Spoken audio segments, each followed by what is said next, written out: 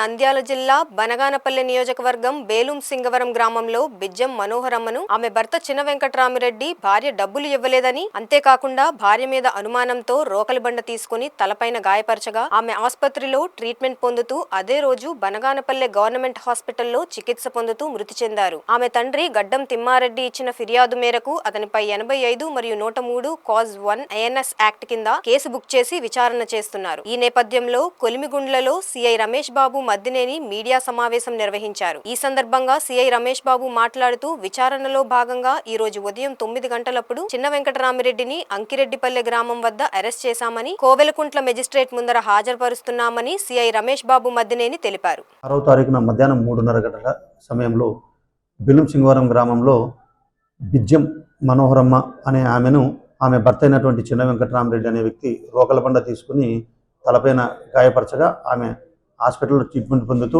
అదే రోజు బనగానపల్లి హాస్పిటల్లో చనిపోయింది.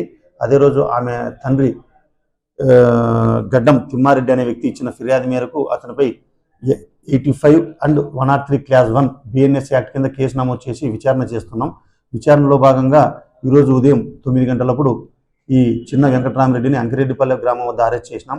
విచారణలో మాకు తేలింది ఏంటంటే ఈ వ్యక్తి తాగుడుకు అలవాటు పడి మద్యానికి బానిస అయిపోయి, అలాగే ఇతని అక్రమ సంబంధాలన్నీ పెట్టుకొని ఇతని దగ్గర ఉన్నటువంటి కుటుంబం ఆస్తులు డబ్బులన్నీ పోగొట్టుకొని ఎటువంటి పని పాట లేకుండా తిరుగుతూ ఉంటాడు. ఇతని భార్య కూలి పనికి పోయి వచ్చిన డబ్బుల్ని కూడా ఇతనే కొట్టి వేధిస్తూ తీసుకొని తాగుడికి ఉపయోగించుకుంటూ ఉంటాడు.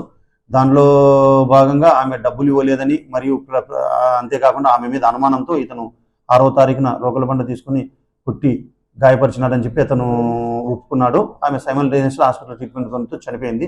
దాని మేరకు ఈరోజు మర్డర్ కేసు కింద ఈ చిన్న వెంకటరామిరెడ్డిని అరెస్ట్ చేసినాం. కోవెలకుంట్ల మేజిస్ట్రేట్ గారి వద్ద ప్రొడ్యూస్ చేస్తాం.